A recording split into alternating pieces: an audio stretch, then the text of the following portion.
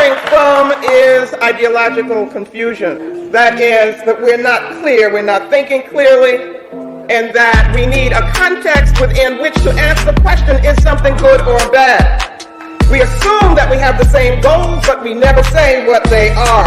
It's time for us to think and articulate and establish our goals as Black nationalists and Pan-Africanists. We need vision, we need clarity. Otherwise, we can't answer the question, is it good for African people? Nationalist goal is self-determination. In the spirit of Delaney, Garvey, Malcolm, Amos, it is Pan-African commitment, that is the unity of African people worldwide and one Africa on the continent as a basis for African strength. So we are about building a Pan-African world order based on the principles of Ma'at, not in imitation of a European order. Ma'at as justice and truth. We need a nation concept, as Dr. Clark told us. A Black economic program, a cultural program, an independent political organization, independent Black media, independent African-centered education financed by us and controlled by us. All of this presupposes, very importantly, an African Black identity.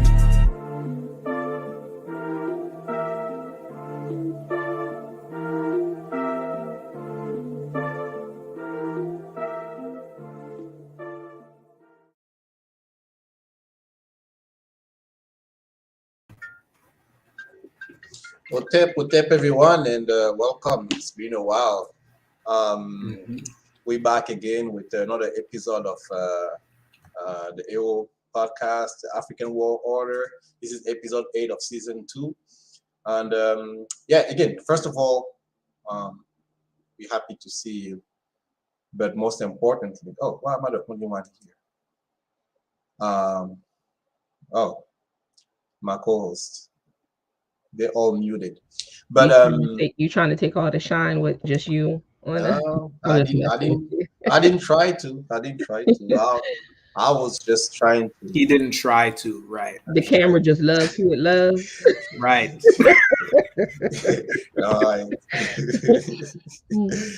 Talawa, you looking good, brother. I'm happy to see you. Hold on a second. But like, I will let my co-host Iya go ahead and kind of start the show. Quick thing I have to do. Go ahead. Sister Iya. Well, I mean, we just want to thank everybody for joining us on our platforms. What is it? Facebook, YouTube, and all the other places that they join us. So tonight should be a good show. Like what we're going to talk about Afrocentricity and Black history. We're going to talk about what's going on in the diaspora, all that good stuff. So yeah. So Dr. Talawa, what's good with you? What's going on? Okay, I'm good. Looking forward to today's discussion. A lot has been going on, a lot of things that are irrelevant to us. Right. Too much. So it's nice to be, having a nice discussion with y'all about something that matters to African people. Absolutely. And I think that's the beauty of this podcast, right? And I think we'll talk about this a little bit later, is always centering African people. You know what I'm saying? So rather than it being taking a break from everything else, it is actually just being in the company of who you are and talking about, like what you said, what's important to us. So Brother Jerome, what we got going on? What's first up? Oh yeah. Well, first up we have is the bullshit, of course. You gotta drag it out. You gotta drag it out. I gotta drag it. You gotta drag it out. How do you do it? The we about to talk about some bullshit. You gotta drag it out.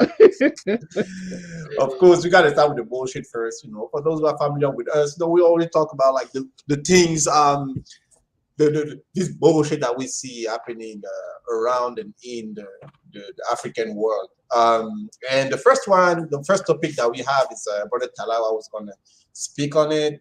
And this one is the US and Nigeria sign a cultural and property agreement. Talawa, can you speak on that a little bit so people understand what it is? This cultural and property agreement, what does it entail?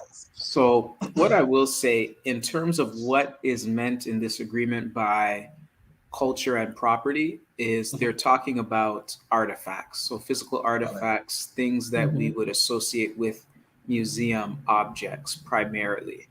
Because if it was more than that, such an agreement could be made. But part of why I call this a BS segment is that, to me, I think of, and this is just my general view of cultural appropriation discussions. I don't even like using the term cultural appropriation, but just for those who might not be familiar, what we really need to address, African people, is white fetishism of African culture. And I think when you're not addressing that, it just becomes a whole circle of bullshit. I really think it's just that simple.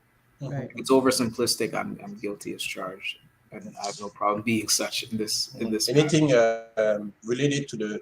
Is it like a way of, like right now we're talking about European who has to give us back the loot, sacred object that they keep in a museum. Is it something that's kind of related to it? Is it like a strategy for them to kind of avoid African getting back Yep. the sacred object? I think that's exactly what I was saying. I was like, they do this because they don't want anybody to match their energy. Because I don't understand what kind of agreement any African needs to do to take back what's theirs. You know what I'm saying? Because to the flip side of it, they violated all agreements and they just went in and took people's stuff. So it's just a matter of not matching it and the energy. And I think this should also serve as some sort of admission where they know, like, what they did was some bullshit, right? Taking what didn't belong to them. So I really, you know what I'm saying? To me, I'm just like, why you got to go through all of that? Why is it a news story? Just give back what's not. It wasn't yours to begin with. Just give it back. You know what I'm saying? So I'm not really I really didn't even understand what exactly is the agreement. You know what I'm saying? Like, how do you agree? I didn't get it. Like, y'all could enlighten me if you want, but I read a couple of the articles and I was like, okay, it didn't belong to you. So, okay, give it back. Like, that's not a difficult task. Or that's not unreasonable. But I would say, I think it is something that the giant of Africa, Nigeria, I'm gonna call Nigeria, the giant of Africa. I think it does say something that they used Nigeria as the country to talk about this cultural and property agreement. So I think that's it. It says something. Yeah. I think also, to add to Sister Ia's point, what you're seeing with these types of agreements, because the U.S. is saying that, hey, we'll help you protect your stolen property. What let me not get into that. Whenever you start that just lack of suspicion of not of thinking that there are good white nations and bad white nations, not realizing that they're looking out for their interests.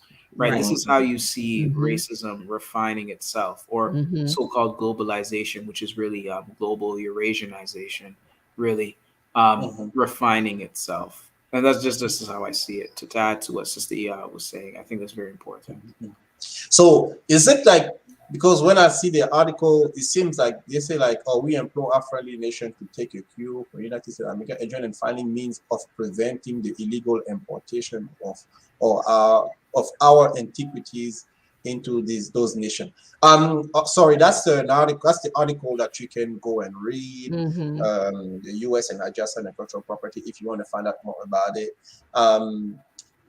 When I read it the first time, I thought, I didn't pick up a lot of things. I thought I was like, well, maybe it's a way of protecting Nigerian cultural property from being sale in the black market or whatever. But but I definitely get the point. Like, there's always this desire to. I mean, what we want is for them to return the stolen object, not to protect us Right. from our object to be stolen. Many of them, and that's the move to do. And I'm Mm-hmm. not quite sure. I'm, I've, I mean, we probably need, I probably need to read more about it. Like, how is it benefiting in that particular movement? I'm not sure. I Like, just what they need to do with it. what I took away from it honestly is that they're doing this because they don't want people, they don't want Africa to knuckle up and take their stuff. You Mhm. understand what I'm saying? Like they don't want them to knuckle up because no, like if we really think about it, like no, they not doing this to nobody else. You know what I'm saying? Like there's a benevolence with everyone else. They know like how they acquired all of this stuff. They know what kind of conversations are going to come up out of this, right? So I think it, maybe I'm looking too much into it. It could be them even just trying to pull back the Yeah, image on how they acquired it. yeah. And I'm using acquired nicely, you know what I'm Mhm. saying? Because we know what was attached. Yeah, So the to be honest with you, the items that they're returning, that's the least of it. You know yeah. what I'm saying? Yeah. So, Mhm. it's just bullshit. I don't. But I'm glad that Nigeria are taking the step to Yeah, but protect their like property. we I need have to know a like the I have a details. proverb for this Mhm. in terms of that. I think we can close out and move to the next topic. Mhm. Don't make goat watchman for breadfruit tree, right? And you can and so in other words, you do not make a goat watch your breadfruit tree. Right. And so I implore our listeners to figure out who is the breadfruit tree and who is the goat in this situation. And I'll leave it at that. Or as Shluti Nice. would say, a thief, them a thief. Tiff, them a tiff. With my Jamaican accent. Yeah. You are trying to make Let's move on to the next bullshit. Well, I don't know if you've been watching the media, but the French decide to pull out of Mali after, I think it was last week during the European African Summit, and because clearly they quote unquote don't like the fact that Mali are using Russian terrorists from it's a call it's not terrorists, mercenaries. Apparently there's this mercenary group called Wagner, which is Russian owned, and they've been they say like they are apparently present in central the Central Republic of Africa, but they're also being in Syria and different places.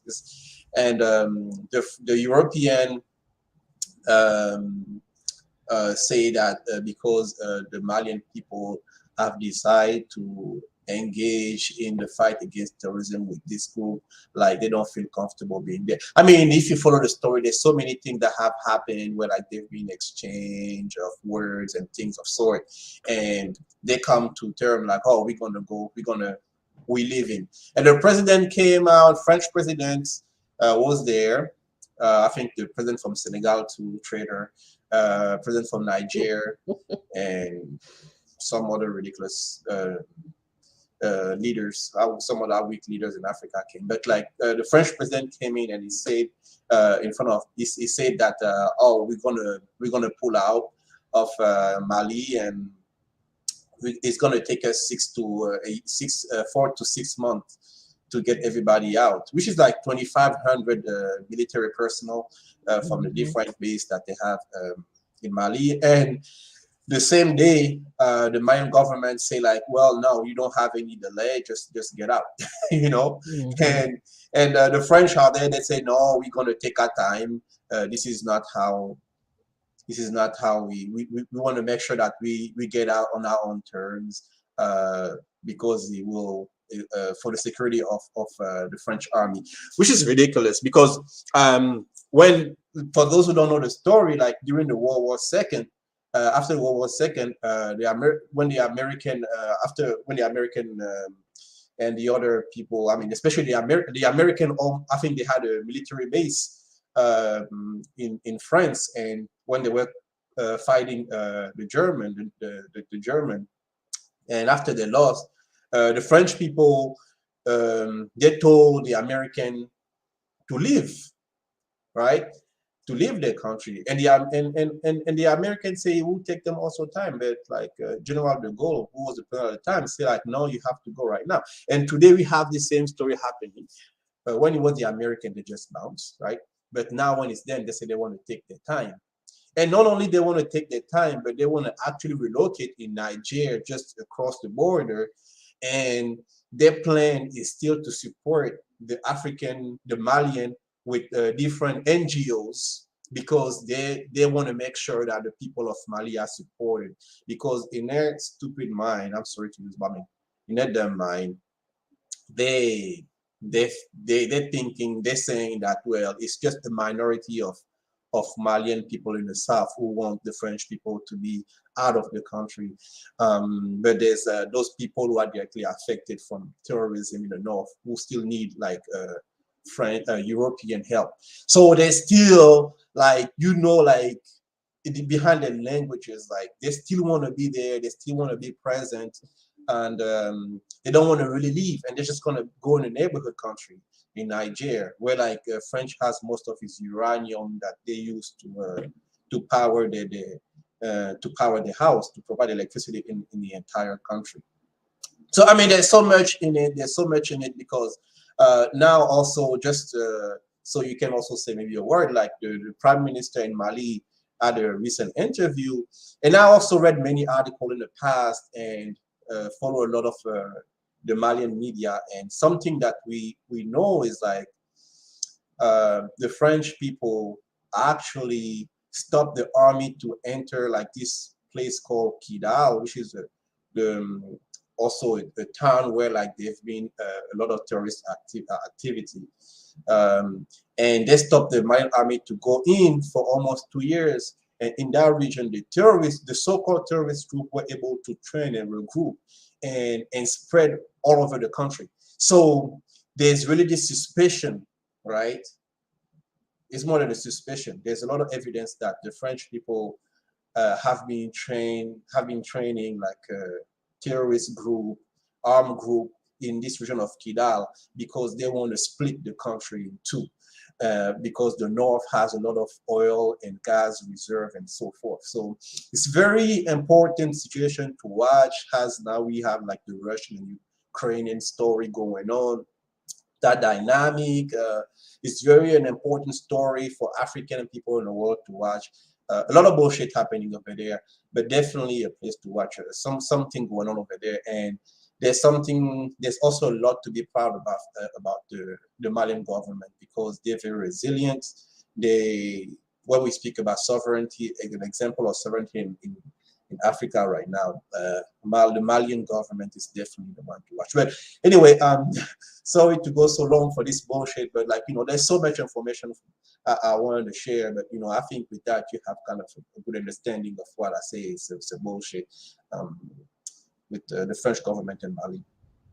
Yeah, we need to emphasize that the bullshit is the French military being in Mali, right? Yeah. Not the people in Mali. But I think and this is my bad, but I forget where I read it, but it wasn't the president of France, but it was one of their government members who was like, we ain't leaving France. I mean, we ain't leaving Mali. Like, you know what I'm saying? Like, he's on record saying like, we're not leaving. So I mean, I think Talk about Denmark. I forget his name, so I can't even say yay or nay. But he was like, "We not leaving." So the BS is, I think you raised a good point. We do need to pay attention, because again, this is an example on like connect the dots. You know what I'm saying? Even though cousins is fighting or brothers is fighting, right? You got to think about and get the context and the background on, you know what I'm saying? Well, if one brother is here, what does that mean? So that's why this global connection and us understanding globally, like how different things affect us, is important. So it is something for us close, to watch very, very closely, because I think the devil is in the details, and the fact that they just want to slide to Niger, we gotta really watch that, because we also know how important that region alone is to Africa. So yeah, Yeah. Yeah. Talawa, I think you muted. Oh, no, I think everybody is pretty much on the roll, and I would just add, just to emphasize for those who might not know, France, still has many of its African countries that it's terrorized, or the plantation cages that in Africa that they've created under their own economic system, the CFA. Right, so they control the monetary system in that part of Africa, in certain sections, certain plantation cages in the continent. So I think that's always very important to keep in mind. So there, anytime they say we want to stay in Mali, it's not about the people; it's about we want to protect our ability to thief from these people in Mali right now. That's about it. Yeah, definitely, definitely. I mean, so much to learn about Mali, and like watching Mali for years, what's going on. Because we have like a lot of people in our network who are involved with what's going on over there. It's something to watch. It's something to pay attention to. But it's too bad we can't spend too much time on it. The next one we have to talk about is Don't Feel Bad. This is Sister Ia. Why I don't feel bad? Oh, let me find this article. I actually, this is BS. And I actually don't care. But so basically the in Florida right now, DeSantis pushed through something. I think it's about, I don't know if it's gonna pass, so don't quote me, but I think it's something he definitely is on board with and push through, is follows the tail of the whole being against critical race theory that's not even being taught in school. But anyway, in Florida, the gunshine state, they have a law that's is being presented that you can't like talk about anything related to race that's gonna make white people feel bad. So like, how you have like, so it can't in public schools and in private businesses. Don't Is it private businesses? Yeah. But you basically can't have any conversations that will make them feel bad about history. So So that's crazy. I'm yeah, trying to it's find it's, it's the. just, yeah, it's just, I don't I don't want any people, but I don't want people to get too caught up into this and get distracted. I think we should still continue to do the work, like, and stop arguing with idiots. You know what I'm saying? Because regardless of how they feel, history is history. You know what I'm saying? Like, Yeah. facts is facts, and it can't be undone. Yeah. So yeah, I'm not really sure on. I will say this. I would be interested in seeing how legally it plays out, right? So like, will people be able to just be like, "Oh, you offended me. You can't teach this no more. I'm going to sue you," right? Like, I would like to see how it plays out legally, uh because I don't think there's any precedent. I mean, I'm not a legal expert, but I think that's what we should be paying attention to, right? If you're at work, how does that translate human resource wise? And how does that even change the behaviors of certain employers as it relates to African people? And does this give any kind of like ammunition to like private legal matters? Because I think people are confused and saying that it's like individual people that are causing problems. Yeah, they're jerks, we agree, but I think this kind of just opens up where people don't understand. Like, we're talking about systemic things, like institutions that have been developed, devised, and going on to oppress people. You know what I mean? So it's a lot of confusion, and I don't even want to call it weird. I'll let y'all take it. It's just annoying. It's just stupid. Yeah, I'm just sharing an article. It's not the exact article you share with me, but I was able to No, do it's some. yeah, it's quite a few out They there. say the Florida lawmaker advanced bill to prohibit uncomfortable topic. I mean, just even I'm not even gonna go into racism. Like I wonder like how is it challenges people to sometimes speak only about the things they're happy about. Like how is it even making a student better? That's just going from that perspective. So And I think what it's just doing is just it wants to keep. So there's a fragile group that understands that their fragility, right, is being exposed, right? So I think they understand that, and it's just a strategy. You know what I'm saying? I don't want to go on a tangent, but this is just like, when you at war, you gotta think of a lot of tactics when you yeah. losing. You know what I'm saying? Mhm, When you mhm. being exposed, you gotta come up with anything. And I think what's going on now, what's important is propaganda. Yeah. That's important. That has been a very important tool. So if you say something a lot Mhm, across a lot of platforms, people are going to repeat it. You know what I'm saying? They're not going to do their own research. They're relying on social media to tell you, yeah, critical race theory is horrible, but they can't give you an example on what is critical race theory, just like they can't give yeah. you an example on, Mhm, well, what's making y'all feel bad? Like, is it untrue? You mhm. know what I'm saying? So it's just a weird series of events. Like, I don't even get it. Like, why is that a thing? Yeah. Like, why is it a thing? You know what I'm saying? Your feelings is hurt. Like, come on. Yeah. I mean, that's what I was afraid about, the all not bullying people. It's not like I agree with bullying people, and I want kids to bully people, but like I feel like it's also the duty of um, I mean, life teaches you so much. Like it's made of obstacles that you have to sometimes learn on your own how to confront them, and they help you grow. You know what I mean? And bullying is also part of it. I think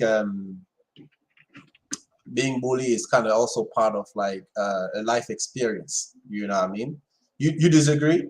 Yeah, I'm gonna have, because this not a bullying No, situation. I'm It's just not. It's that, but that's I'm the not thing. I'm I not don't. saying it's a bullying thing, but I'm talking about just they're talking about the feeling of being uncomfortable. That's the first thing I But know. should But like I understand that. Go ahead. these kind of conversations to me don't need to be had, right? You know what I'm Mhm, saying? You just don't want to do anything, you don't want to change, and you don't want to like get up off of your comfortableness, and that's okay. Just say mhm, that, right? mhm, But to turn around and to tell people like they like I don't I I got a lot of different ideas about this, but it's not bullying. It's not. mhm, You know what I'm mhm, saying? It's not bullying because y'all been teaching, or the school system has been teaching people foolishness. You know what I'm mhm, saying? mhm. In a moment, people are saying, nah, that's BS. You know what I'm Yeah. saying? Because they sat there and ate it, but now they Mhm, don't want to take it no more. Again, we are confronted with, you don't want people to mhm. give you what you've been dishing out. You can't manage that. Okay. No, see, I totally agree with you. Yeah, I this ain't no wasn't. this ain't no bullying thing. Like, Mhm, yeah. get out of here. Yeah, We but talk. like, tell her why you want to add something. I just think, I think it's a political question how you respond. I think Mhm, for those of us who are more inclined with a nationalist inclination, mhm, it's kind of like we shouldn't really be having our kids in these mhm, indoctrination factories called schools. I mhm. really think it's just that simple. And how do we transition our children away from that? That's just Yeah. how I see it. No, truly, Agreed. like Agreed. there's like definitely an attack against our children going on in the school, um, and also they're trying to protect their own children against like what they have done. You know what I mean, to us, like they're trying to protect them against us. There's like there's this page I see sometime on Facebook. I think it's You Pager or something like, or Pager You, where like I see this narrative. I was surprised. I saw this post where they were saying something that, oh, slavery didn't make white people rich, you know what I mean, in America.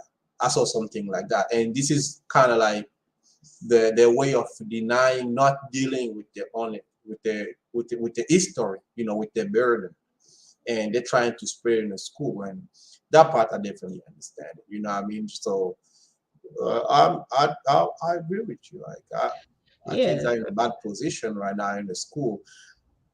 Um, as much as we want them to socialize with other kids, because I don't, that's kind of like the issue that many parents have, because we can only speak for us, but like we also have to speak to those parents out there who don't have the time to homeschool their kids or put them in the right school. How do you deal with it?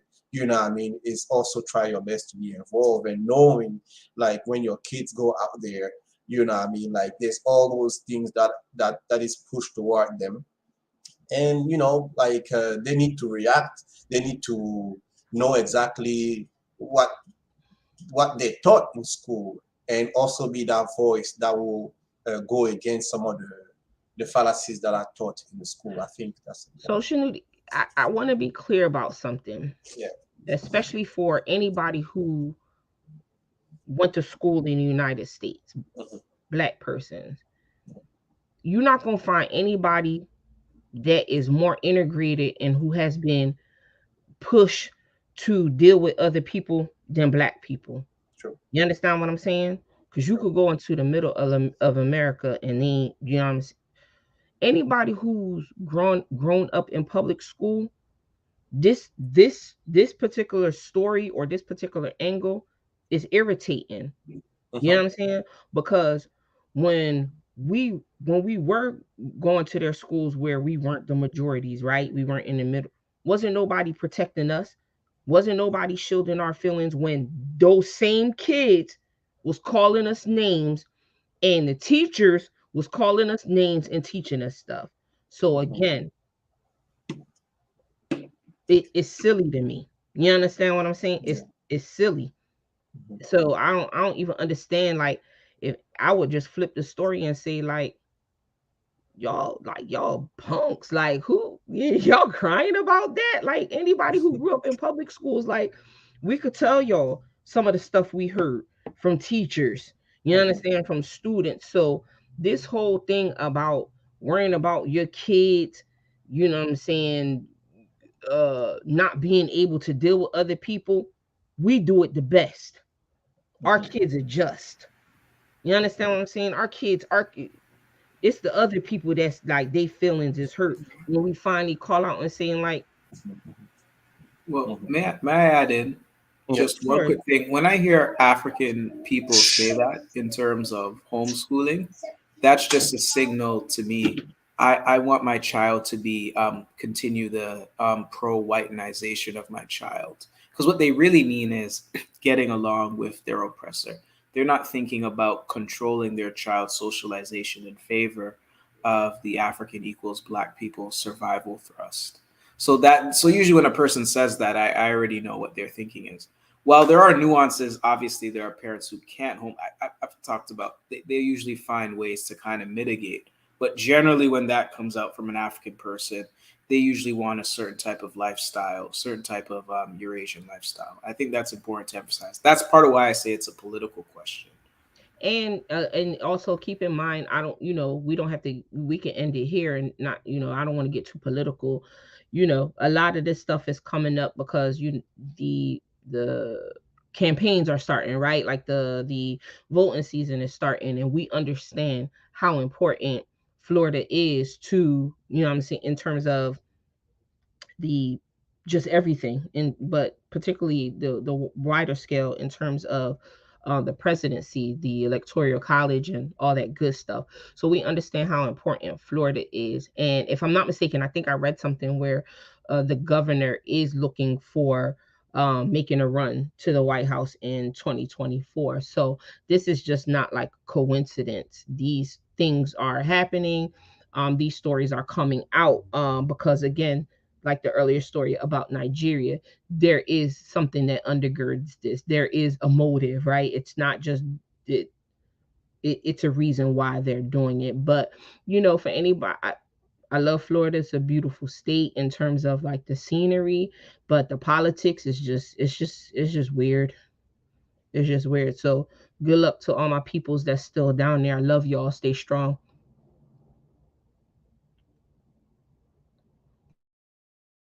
Yes, so there's this good article that you can. I mean, this article, I don't know. I haven't read the entire. We have that's a different one that I read, but you can definitely get more information and stay informed about this It's this weird. It's weird. this move over there in Florida. So they're um, weird. It's weird. all right, so we move into the main topic, which is now that we move away from the bullshit, we can move to the main topic today, and this is the question of the day, right? You all know this is Black History Month. Well, you know my position. You know our Well, position. We usually, you may want to start by I don't know who did the banner, but I don't know what BLACK. What's that? What word is that? BL BLCK. BALCK. What's that? Oh crap! I was in the yeah. Let me correct this. Well, while you're correcting it, you Yeah. know, anybody who's joining us now or later, please feel free to support us on our social media platforms. We're on Instagram. We are on Twitter. We're also on Facebook, and you can also donate to us through our Cash App link, which is $AI Philly. So yeah, you drop us a line, send us an email, show some love.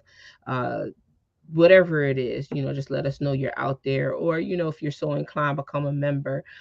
So yeah, please reach out to us if you want. Show some love, comment, like, share, subscribe, tell your friends, everybody. We out here. Yeah. We thank you for your donations.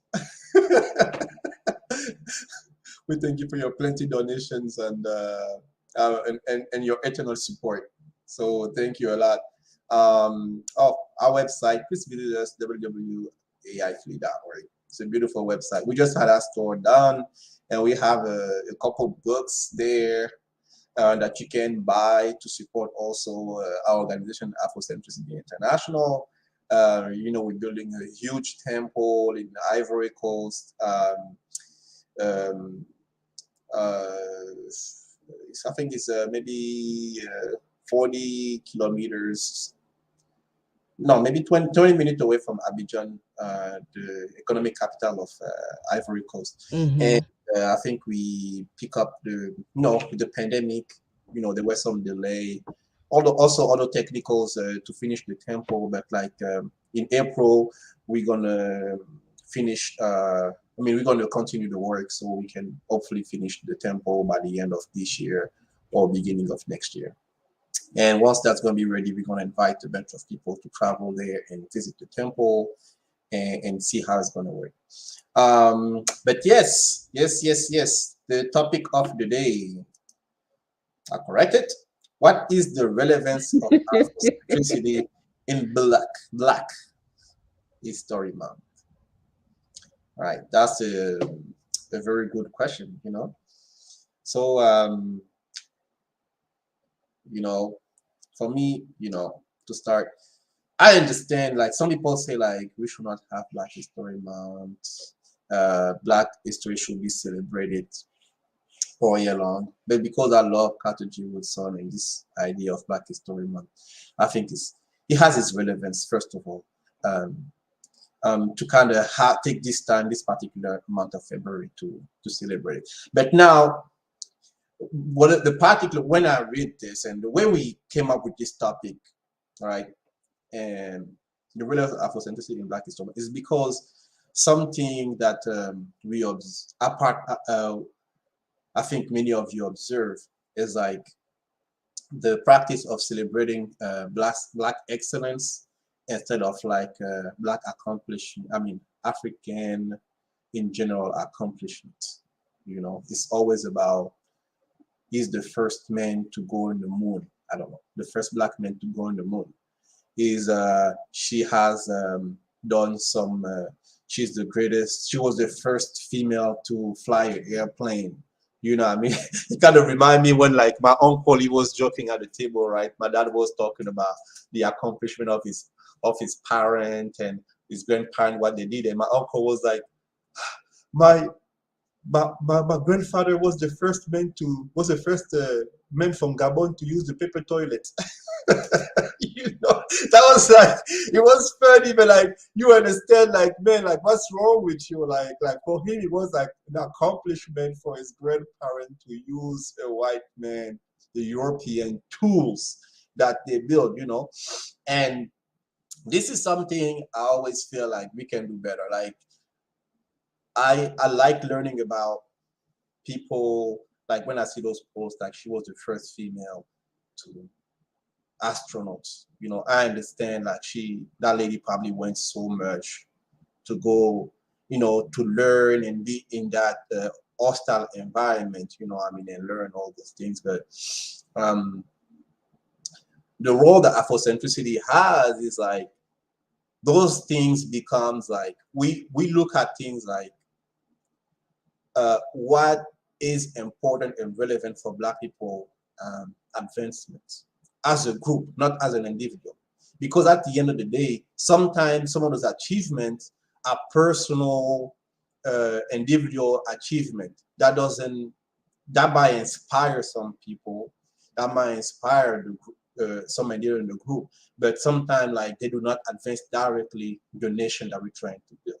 What I mean? So I wanted to start with that, just as a little warm up, because when we came up with this topic, when we talk about Black History Month, is the way we have to teach the history to our children, because the plus that Afrocentricity bring is that now it's the lion is telling a story, not the hunter. You know what I mean? And many times when we bringing those facts, we still leave behind like the perspective of African people. So who want to jump in and ride my boat or divert my boat? LB, Sister Iya. I was gonna let Talawa rock. Talawa, Yeah, I was gonna let him rock. fair. Yeah, that metaphor was odd. That's- I'm sorry.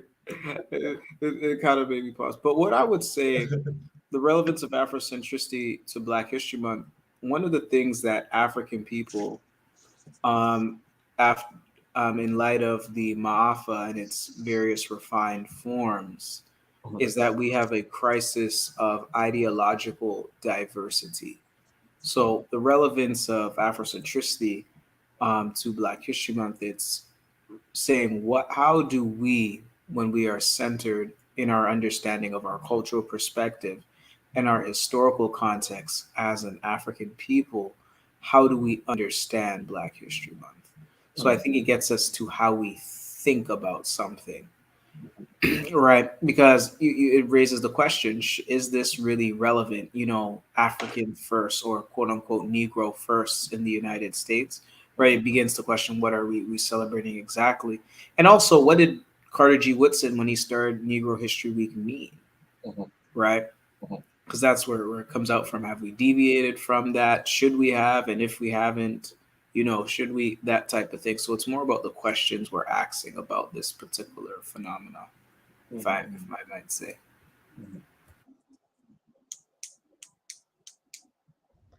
Yeah, I agree with Talawa.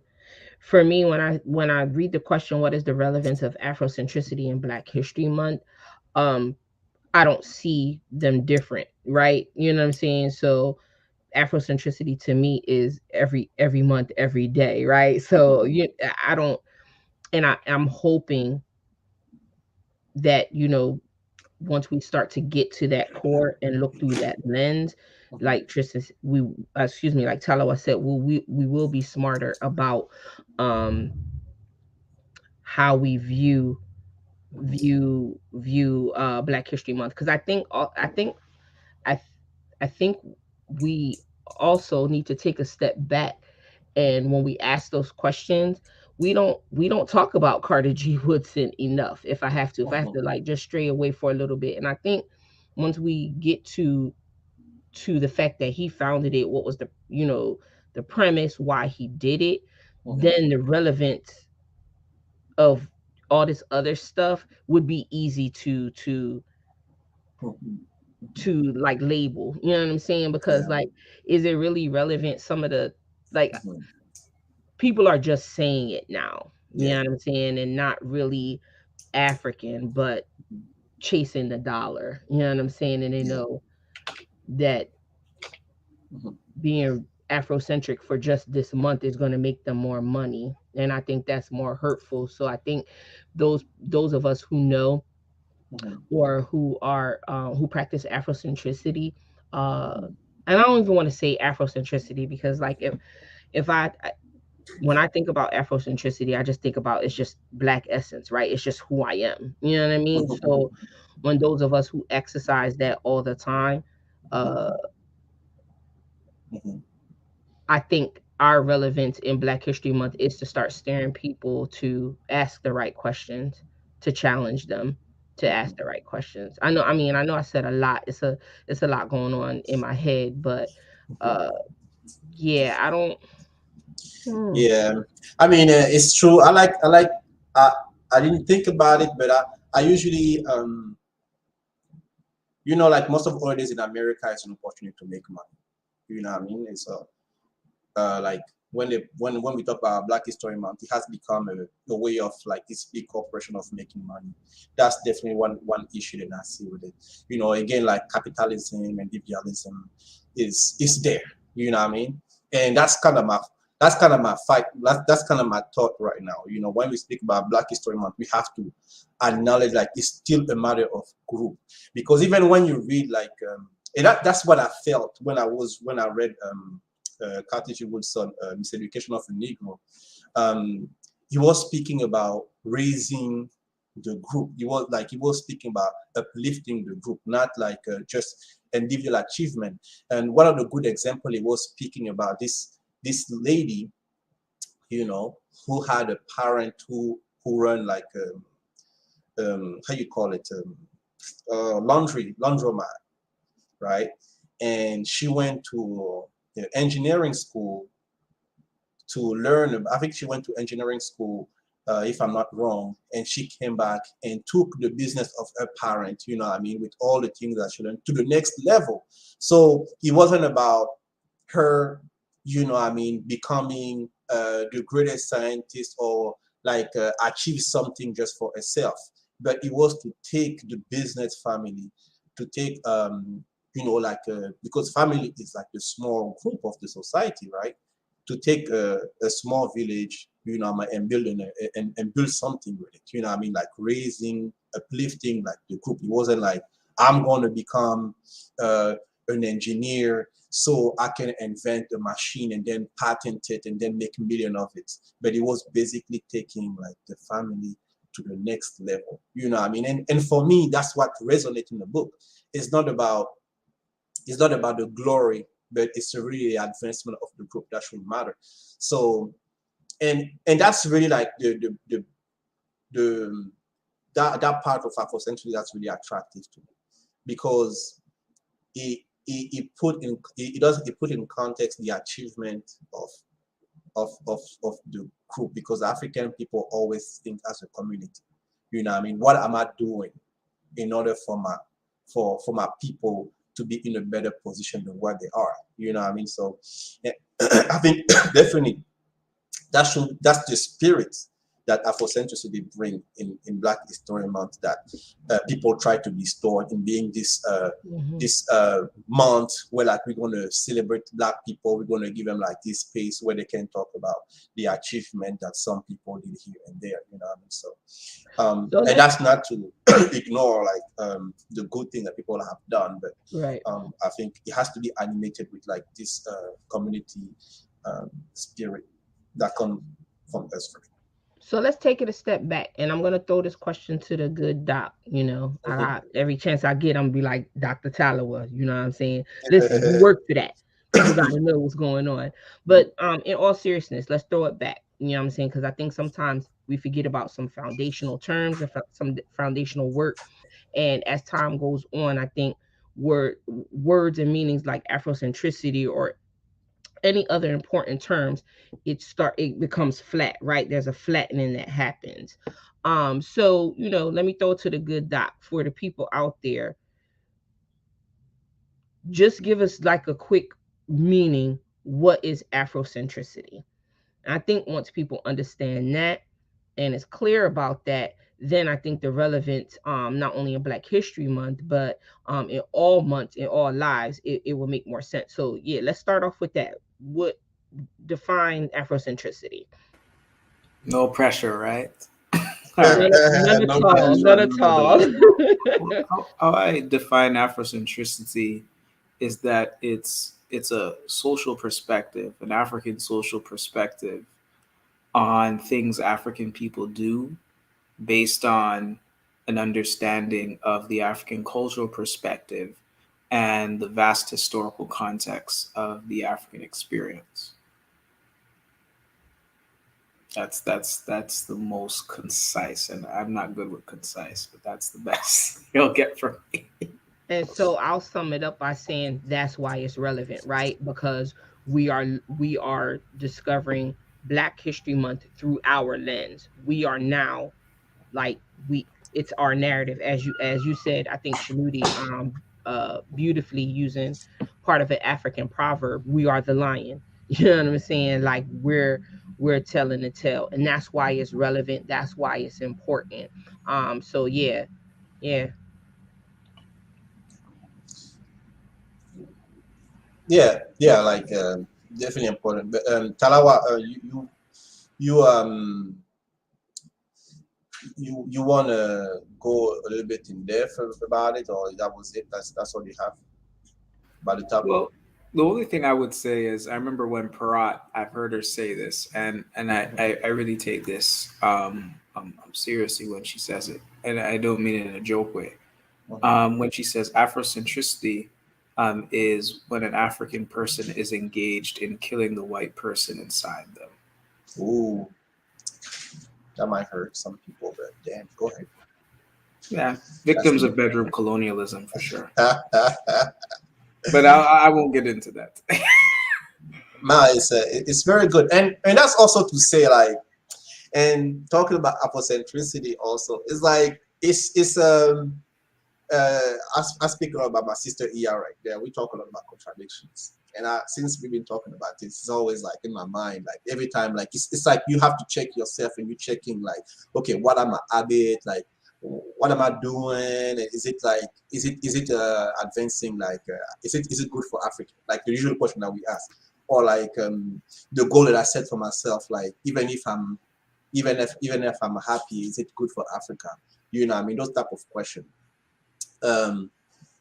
You can be, it's not going to be perfect, and there's also sometimes confusion because like as African, we still how we call it, as everybody else, we try to recover our history, what we has achieved, what our ancestor has achieved. So sometimes I think there's like dilemmas there, but at the end of the day, it's like we're not finished product, we still developing, right? And Afrocentricity has that, like you have to really check what you're doing. Is it African, or is that African even habit is good for me or for the group? You know what I mean? So it's a look toward the future also, so definitely something good. But anything else in here about this topic, the relevance Black History Month?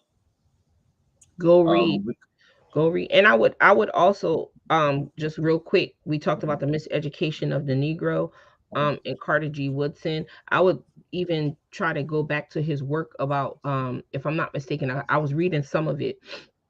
The like miseducation of the Negro, like I think is the miseducation of the Negro in 1861. So like he's been doing this work for a little while, and I yeah. think it would be important to go back and understand why why he did the work that he did. Like, you know what Mhm. I'm saying? That's a good brother. Yeah. It's a beautiful No, ancestor. definitely. So So much. For me, it's for me again. Like, I'm sorry if I keep coming to that. It's so important that we think about the group and the collective during this period of time, and not just Black History Month. If you have to use that time to speak, it's really about the collective. For me, I think it's a missing piece, and sometimes that is what left behind, and it particularly annoys me. Um, and it doesn't, and also have to, we also have to speak about the ego and the kind of the selfish goal that people have. You know what I mean? That's really the part that bothers me. And usually when we speak about Black History Month, it's always about an individual achievement. It's sometimes good to speak about what like collective have done. The move group, you and I. We can speak about so many things. Like even like if we speak about Martin Luther King, like who were the people who support him, who made his church, who, who made him such an influential person, who were the or member of his as you family. I You was know what going I to mean? say, as you would say, his Yeah, community, like we don't talk enough about his family, the yeah, legacy he comes from, or even mhm, just the beautiful woman who supported him. You know what yeah, I'm saying? yeah, His wife, you know what I'm saying, the work that she yeah, did. And I would argue and say for the relevance of Afrocentricity, I would have to agree with you. It's mhm, relevant because it does bring that community focus back. mhm, And then when we look at mhm, collectively what a lot of them did, mhm, we they demonstrated that as well. It was mhm, mhm, important. So yeah, yeah. I agree. Yeah, even Malcolm X, like the way The, they made him now like mhm, this single person, but they don't speak about like Nation of Islam, who's more like a more complex mhm, group. Like when you go deep right. in it, like you understand like what they have achieved, because we can be so critical of certain people. It's so It's true. easy to just judge like, oh, because he did this, it mean that. But like the understanding, you know what I mean? Like the full history of the collective that made that one thing is so important. And that's when like when I speak with her, sometimes like Omwale is probably here, like I just call him and I have a question like, so why did like they did this? Like, and like he tell me like the entire story of the group, and Mhm, like he gives me a good context. So like now it's clear, like because sometimes when they tell you like just about that person's story and they make him like the main character, mhm. like he simplifies it, but he also remove that person from the reality. He become like probably I don't know why I say I'm not here. And like he remove the individual, like he make him like he doesn't make him human anymore. He make him like a person that you cannot even reach. You know what I mean? I think I think some of the people that we idealize, what's the other word that we like so much, like I was talking about Malcolm X, what they wish to have is somebody to understand them, right? Somebody who will understand their upbringing, you know somebody who understands they're just human being, and like what they have achieved you can also achieve it.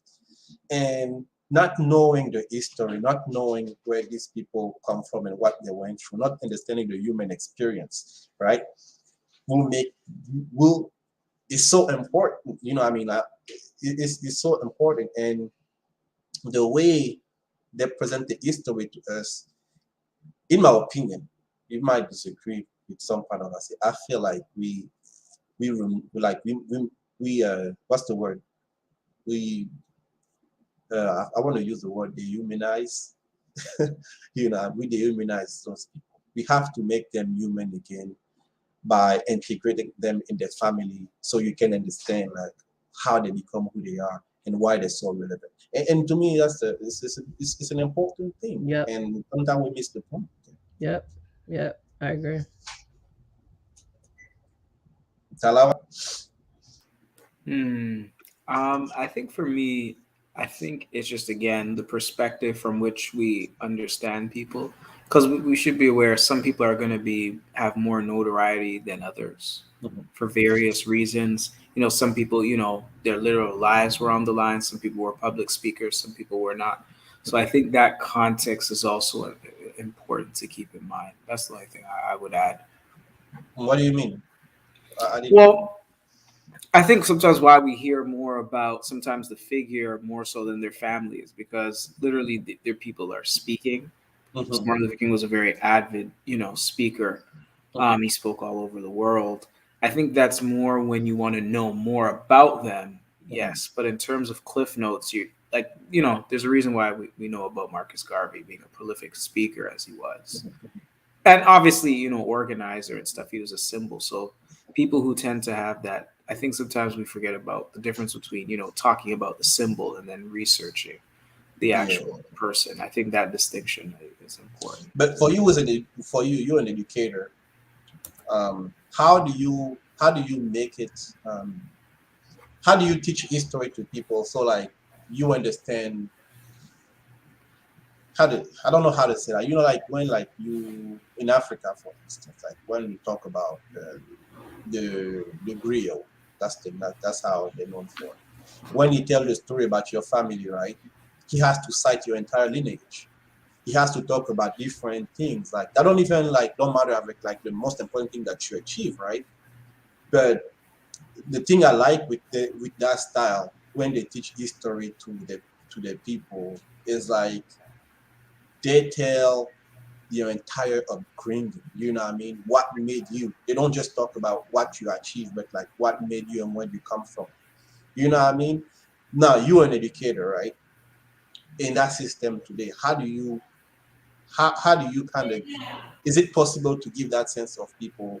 I don't know how to come with a question, but you understand like most of the time you have to simplify things. You just have to tell a few facts. But like my feeling is that when we tell those stories, like we don't make people like we just make them like superheroes. We make them very big, and people just want to achieve it and have also that acknowledgement. But what happened to the people who are not supposed to be that they're just supposed to do the work in the background, just participate? You know what I mean? Maybe they have the feeling that they're not celebrated, and at the end of the history book, you just talk about particular people, but you don't talk about it. Like I'm sure some people feel bad about it. But do you understand where I'm coming from with that Yeah, question? I hear you.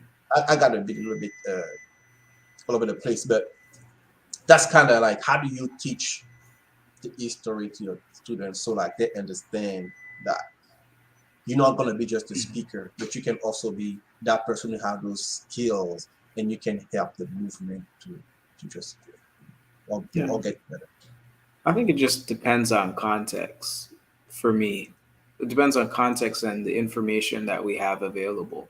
And then sometimes there's even certain historical facts that are debated too. And then there's also, again, with African people, we always have our oral side of the story as well. So it's not as cut and dry as it seems. Mhm. But is it a challenge? I'm like, I'm It, sorry if I keep going it with I, that, I know but what you mean. It isn't isn't to me mhm, because it's like some people just have more notoriety than others because we got to mhm, remember even though there are many people involved the mhm. point of what they were doing was for a particular goal, so it's the goal that's important, not so much notoriety. Oh, perfect. I like that. All right, Sister E, I think we can transition to the solution and then close the show, right? Yeah, yeah. But I want everybody kind of take a look at the banner that's rolling at the bottom of the screen to support the channel. Cash App, $AI Hmm. Philly. Some food for thought. And also like, share, and subscribe to our various platforms. We appreciate you. Yeah, so we can kind of get to the solution, right? Because we do a lot of talking about things that's going on in our community, globally as well, but we need to throw some solutions out. Yeah. So one of the So stories that recently came out is the AU, as a bloc, decided that Swahili is the official language of the AU. And I yeah. know some people, particularly on the continent, they kind of were just like, we have so many different languages, and they started getting into stuff that was I thought that it was already the case that Swahili was the official language of the EU. That's what I thought. So I needed that. I mm, thought so. I thought so.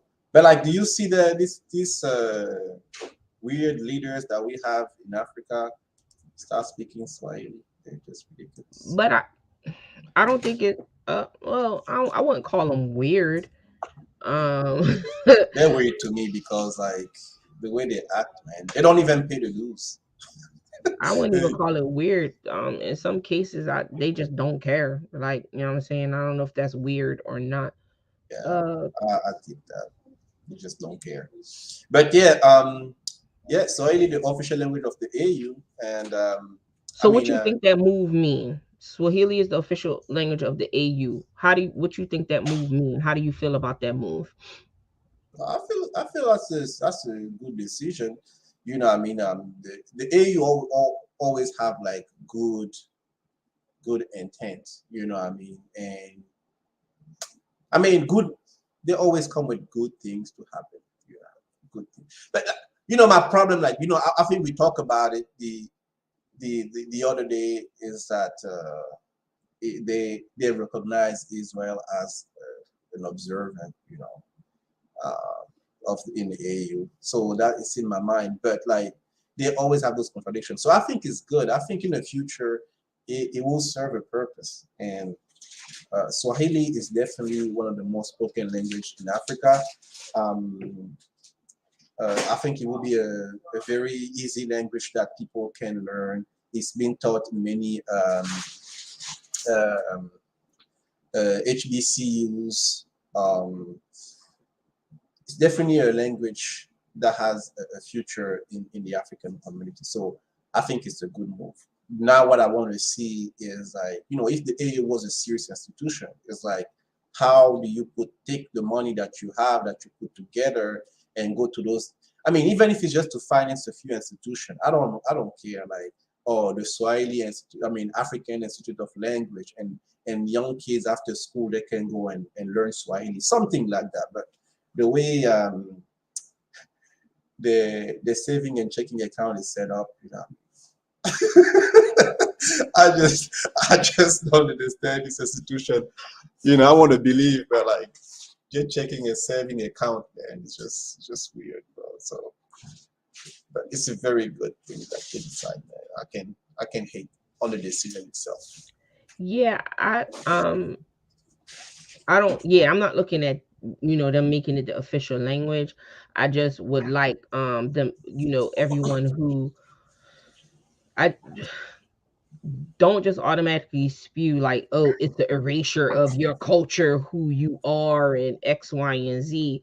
Mm. Because I mean, had they said Portuguese or French, I don't think we would have gotten the same reaction. You know what I mean? So again, that kind of goes back to the relevance of Afrocentricity. You know what I'm saying? If we take it to a global scale. So I would really like that rhetoric to stop.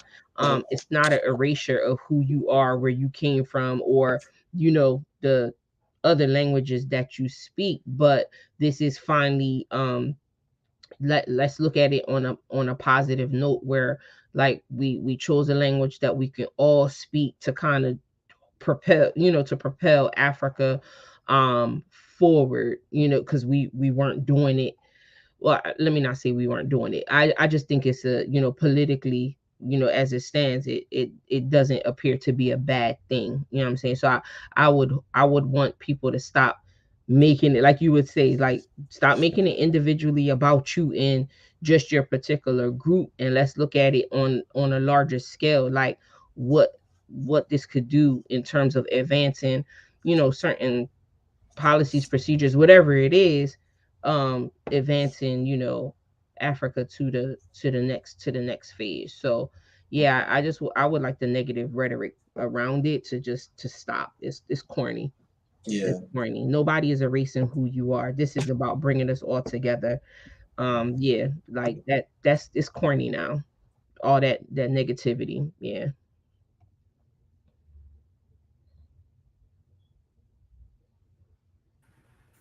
You think on for mute. me, Wait, were you talking, Sister? Yeah. I Now thought you you go. was on mute. You know, you good. Okay. For me, I mean, there's a couple of things. So, one, what an official language is, just to be clear, is a language of documentation and administration. So, for example, in Jamaica, the official language is English, even though most Jamaicans don't speak English, don't speak no English, right? IET, or in Eurocentric terms, Haiti, right? ICN is an official language alongside French. That's very unique among the Caribbean, right? But it still has struggled systematically versus French, the enslaver language, right? So that's what's meant by official language. So with this policy, the AU is actually having an actual African language of the continent as a language to do documentation and have oral communication in terms of its organizational apparatus. So that's what's up with this. Why I see this as in a direction of solution, not so much based around the AU specifically, because the AU accepted, the Arab settler colony of Morocco, but rejected IET. In terms of because it wasn't on the continent, so it's not even about blackness. So there's that issue I have with it. But why I think it's constructive is you're seeing an African language going outside of its quote unquote ethnic enclave, so Swahili, because it's a lingua franca in mid east, mid southeast Africa and southern Africa as well. It's already a common language there, but now it's gets an opportunity to get others in other parts of the continent more familiar than it already is, and that can probably leave room for other types of growth. But I think what's needed further is not only it can't be Swahili one just run about the place, right? You have to have other languages. I think other languages, so that way that's what will help lessen the tribal Negroism type stuff that you see. Oh, it will mend that over time. But then again, the AU still has a lot of Negroes in itself. So, Yeah. but like I said, it's a move in the right direction because, again, you're giving more institutional force to an African It's language. But there progress. are other African languages that have to be in the mix. It's progress. Yeah, I it's a mean, start. It's a It's an start. And I improvement. think, It's an start. improvement. yeah, it's a start. but you understand that the politic has to follow. For me, it's that part that matters also, like because you have to finance. I mean, you have to promote it, like change some Right. road, or like Right. like if you had a plan like we building like super highway that go across the continent and put it in Swahili, it's a step. I mean, build institution here and there. That's the next step. But like you said, it's good progress. It's good progress. All And, right. Yeah, go but I ahead. mean, and just to throw this as a last thing, quiet Mhm. as it kept, anyone who's not African who comes to those countries, they know the language. Yeah. Like they know, like they know how to speak those languages and communicate. So I think it's a step. We got to try it. You know what I'm saying? We always be arguing about stuff before we like try. Let's try it, see how it works. But um I agree with Doc. Like other languages definitely should be added afterwards. You know what I'm saying? That from the continent. So yeah. All Yep. right. Well, there's so much that can be said about, but we only have an hour, right? So, my people, any word for the end? I'm gonna leave Sister Ida. You want to say one last thing? Uh, thank you for joining us. Thank you for being patient with us. And please visit us on our social media platforms. Visit us on our website and donate. Cash App, $ AI Philly. Love y'all. Brother Talawa. Well, great talking to y'all. Look forward to seeing you in the next episode. All right. Okay. All right.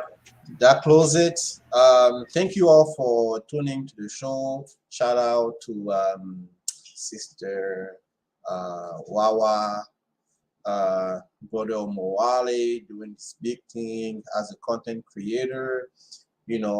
our sister Wawa over there, like she's going in dirty space for us. So we're gonna have like those people who's gonna make sure like in space we all set. Our other sister Iya Asantewa, aka Tata, that you have known. Good things. We have our documentary is gonna be playing on TV soon. We'll let you know about the date. Just Precious Places. That's the name. Precious Look for that Places, name. yeah. Precious Places. Yeah. So that's coming up. So we'll put it on our social media and everything. So also all the information. Visit our website. We have a good store where you can buy books and so forth, and also join our organization. Please keep sending us like your demand for becoming a member for AI. We'll reach out to you. We are compiling our list and we'll get back to you soon.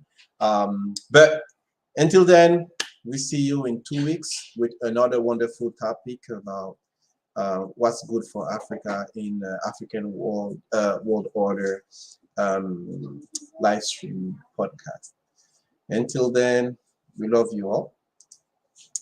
We ask the ancestor to bless you and to continue to protect your family. Unity is our aim. And victory is our destiny. Ashe. Destiny, Ashe. I